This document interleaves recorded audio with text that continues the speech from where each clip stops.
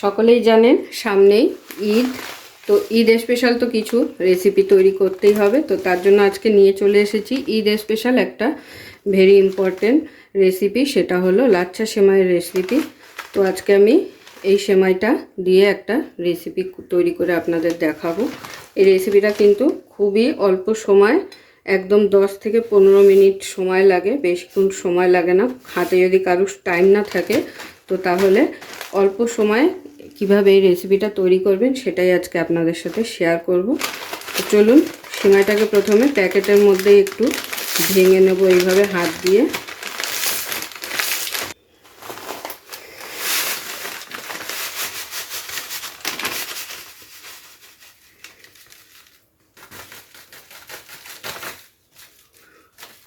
তো বাজারে কিন্তু অনেক রকমের সেমাই পাওয়া যায়। তো আপনারা চাইলে এই রেসিপিটা যে কোনো সেমাই দিয়ে বানিয়ে নিতে পারবেন। তো আমি আজকে যে সেমাইটা নিয়েছি সেটা কিন্তু একদমই সরু আর মিহি, দেখে আশা করি বুঝতেই পারছেন, খুবই সরু। আর এটা দিয়ে করলে কি হয়, খুব সুন্দর হয় রেসিপিটা। আজকের রেসিপিটা হলো আমাদের সেমাইয়ের একটা সুন্দর ডেজার্ট তৈরি করে দেখাবো আপনাদের, বা এটাকে সেমাই পাখির বাসাও বলা যায়, সেরকমই ঠিক দেখতে হবে। তো চলুন শুরু করছি আজকের আমাদের রেসিপি সেমাই। তো প্রথমে আমাদের সিমইটাকে ভেজে নিতে হবে। তো সিমইটা ভেজে নেওয়ার জন্য আমি এখানে কড়াই বসিয়ে দিয়েছি, আর কড়াইটা গরম হলে কড়াইতে দিয়ে দিতে হবে ঘি।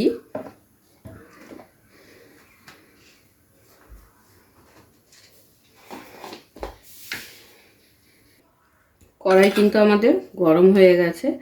এবারে কড়াইয়ের মধ্যে দিয়ে দেবো ঘি।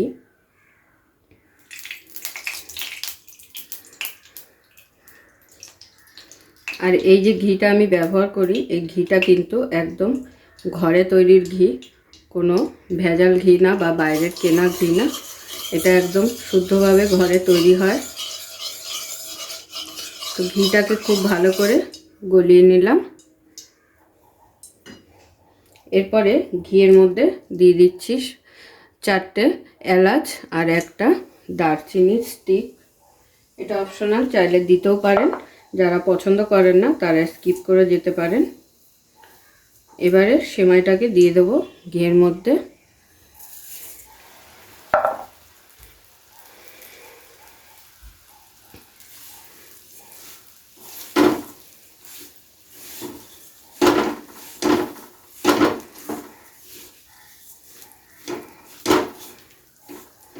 গ্যাসের ফ্লেমটাকে কিন্তু লো টু মিডিয়ামে রেখে সিমাইটাকে ভাজতে হবে, না হলে কিন্তু সিমাইটা পুড়ে যাওয়ার সম্ভাবনা থাকবে। হালকা করে গ্যাসের আঁচটা করে নিয়ে তারপরে কিন্তু ভাজতে হবে। তো দেখুন, ঘিয়ের মধ্যে কিছুক্ষণ নাড়াচাড়া করতে করতে সিমইয়ের কালারটা কিন্তু হালকা চেঞ্জ হয়ে গেছে, দেখে আশা করি বোঝাই যাচ্ছে, হালকা লালচে লালচে ভাব হয়ে গেছে। এখন আমি এখানে মিষ্টির জন্য ব্যবহার করব কনডেন্স মিল্ক। আপনারা চাইলে ঠিক এই সময় চিনি অ্যাড করে দিতে পারেন। তো আমি কনডেন্স মিল্ক দিয়ে আজকে এই রেসিপিটা তৈরি করব। এটা চিনি দিয়েও তৈরি করা যায়।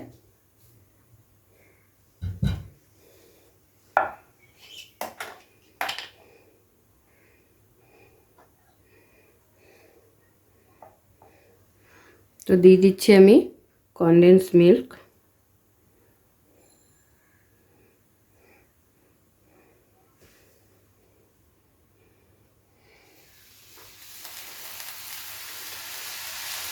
লো ফ্লেমেই কিন্তু এটা খুব ভালো করে নাড়াচাড়া করে ভেজে নিতে হবে আবারও।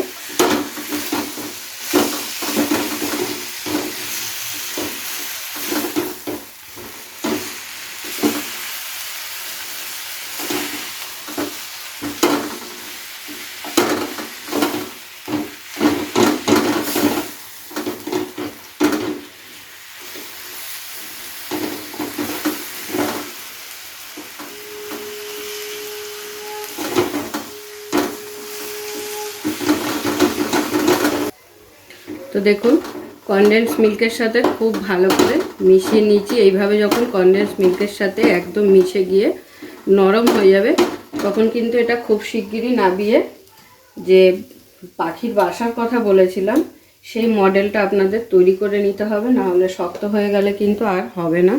তো গ্যাস আমি এখন অফ করে দিচ্ছি। আর এর সাথে আপনারা চাইলে কিছু শুকনো নাটস ব্যবহার করতে পারেন, তো আমি এখন শুকনো নাটসটা দিলাম না, পরে দেব। তাহলে চলুন একদম খুব শিগগিরই বাটিগুলো রেডি করে নেব।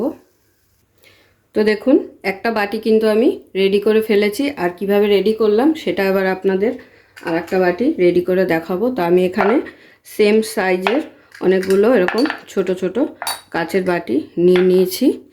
এই প্রত্যেকটা বাটির মধ্যে আমাদের একটু ঘি মাখিয়ে নিতে হবে। তো এবারে চামচ দিয়ে এই বাটির মধ্যে তুলে নেব।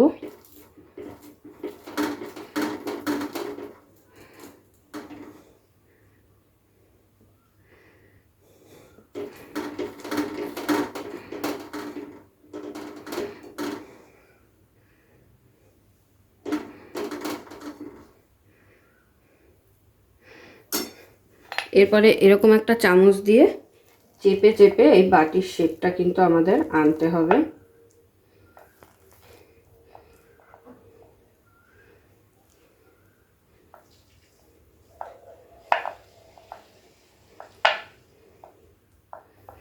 তো তৈরি হয়ে গেল আরও একটা বাটি আমাদের। আর দেখতেই পেলেন খুব সহজেই কিন্তু আমি রেডি করলাম। তো সমস্ত বাটি কিন্তু আমি এইভাবে রেডি করে নেব।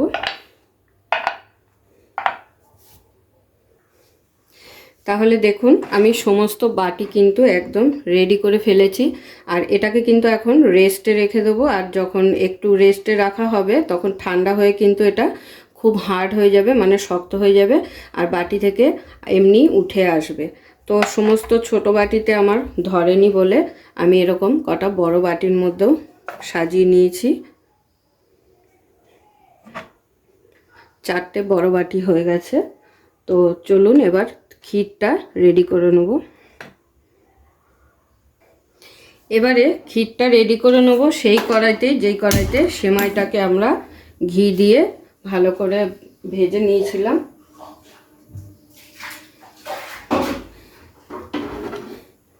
আর ক্ষীরটা তৈরি করার জন্য আমি এখানে 1 লিটার গরুর দুধ নিয়েছি। আপনারা চাইলে যে কোনো দুধ দিয়ে কিন্তু বানিয়ে ফেলতে পারেন।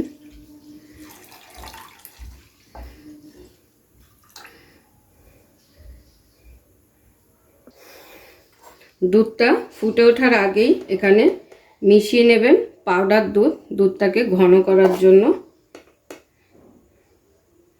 বা কাস্টার্ড পাউডার দিয়েও কিন্তু করা যায়, কিন্তু গুঁড়ো দুধটা দিলে কি হয়, টেস্টটা বেশি ভালো হয়। তো সেই কারণে গুঁড়ো দুধটা দেওয়ারই কথা বলছি। তো আমি এখানে 5 চামচের মতো গুঁড়ো দুধ দিয়ে দিলাম।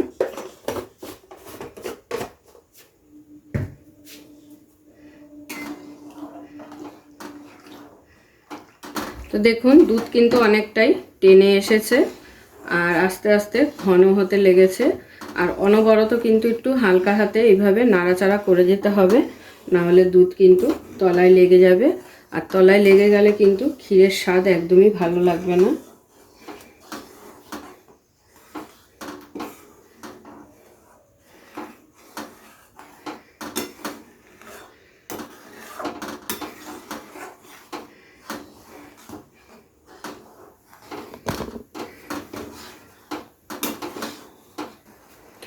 তো দেখুন ক্ষীর কিন্তু আমাদের অনেকটাই রেডি হয়ে এসেছে। আর একটু সকালেই কিন্তু একদম ঘন একটা ক্ষীর তৈরি হয়ে যাবে। তো দেখতেই পেলেন খুব সহজেই কিন্তু ঘরেই তৈরি করে নিতে পারবেন ক্ষীর। দেখুন অনেকটাই কিন্তু ঘন হয়ে এসেছে। আর দুধ দেখে আশা করি বুঝতেই পারছেন এতটা মতো আমি দুধ দিয়েছিলাম। তো আমার জাল দিতে দিতে কিন্তু দুধ একদম কমে এসেছে।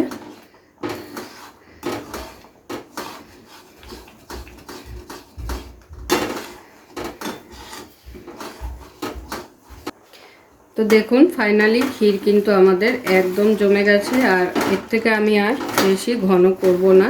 আর এই যে হালকা লাল লাল ভাব দেখছেন, ওগুলো কিন্তু সেমাই, যেহেতু যে কড়াইতে আমি সেমাই ভেজেছিলাম সেই কড়াইতেই কিন্তু আমি দুধটা বসিয়েছিলাম। তো যে কড়াইয়ের গায়ে সেমাইগুলো ছিল সেই সেমাইগুলো কিন্তু এগুলো। তো আমাদের ক্ষীর একদম রেডি। তো এখানে আপনারা চাইলে কিছু শুকনো নাটস দিয়ে দিতে পারেন, আমি কিন্তু ওপর দিয়ে ডেকোরেশন করে দেব। আমি এর মধ্যে আর মেলালাম না। অনেকেই আছে শুকনো নাটস একসাথে খাওয়া পছন্দ করে না, তো সেই কারণে আমি শুকনো নাটসটা দেওয়া দেখালাম না। যারা খেতে পছন্দ করেন তারা কিন্তু অবশ্যই অ্যাড করে নেবেন। শুকনো নাটস দিলে কিন্তু অনেকের আবার পছন্দও হয়।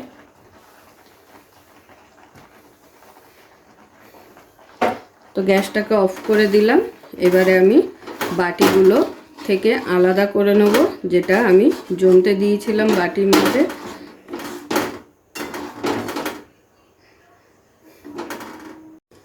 তো দেখুন বাটিগুলো কিন্তু আমি এতক্ষণ একটু পাখার তলায় রেখেছিলাম যাতে খুব ভালো করে সেট হয়ে যায় আর বসে যায় জিনিসগুলো। তো আমি একটা তুলে আপনাদের দেখিয়ে দিচ্ছি। এই দেখুন কত সুন্দর বাটির মতো একটা শেপ এসে গেছে। এবারে কিন্তু প্রতিটা এই জিনিসগুলো আমি এবার তুলে প্লেটে নিয়ে নিচ্ছি। আর এর মধ্যেখানেই কিন্তু ওই যে ক্ষীরটা আমি রেডি করেছি সেটা দিয়ে দেবো।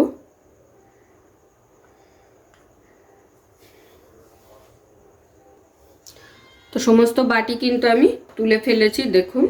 এবারে এর মধ্যে যে ক্ষীরটা রেডি করেছিলাম সেই ক্ষীরটা আমি চামচে করে দিয়ে দেব।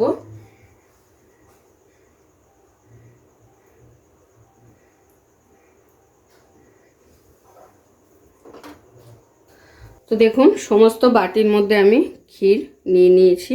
এবারে এর ওপর দিয়ে কিছু শুকনো নাটস দিয়ে দেবো ছড়িয়ে গার্নিশের জন্য। আপনারা চাইলে যে কোনো নাটস ব্যবহার করতে পারেন। আমি এখানে পেস্তা বাদাম আর কাঠবাদাম নিয়েছি।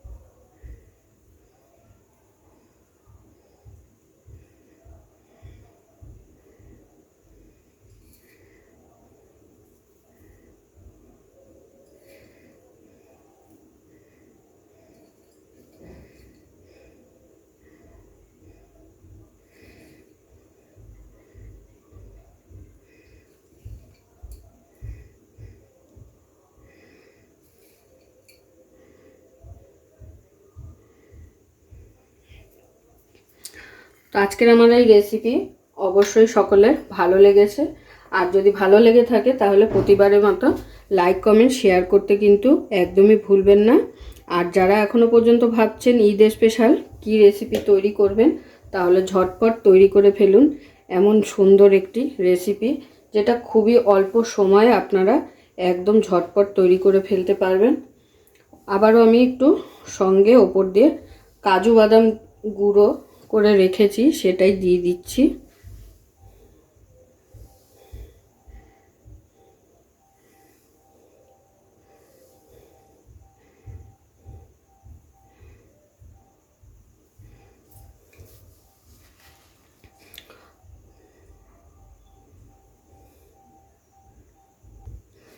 তো দেখিয়ে দিই একটা তুলে আপনাদের কতটা সুন্দর হয়েছে দেখতে। দেখুন যে পাখির বাসা বলেছিলাম, তো সেটা কিন্তু এই কারণেই বলেছিলাম। দেখুন একদম দেখতে কিন্তু পাখির বাসার মতোই লাগছে, তো এই কারণেই বলেছিলাম। অ্যাকচুয়ালিতে এটা হচ্ছে সিমাইয়ের ডেজার্ট বলা হয়।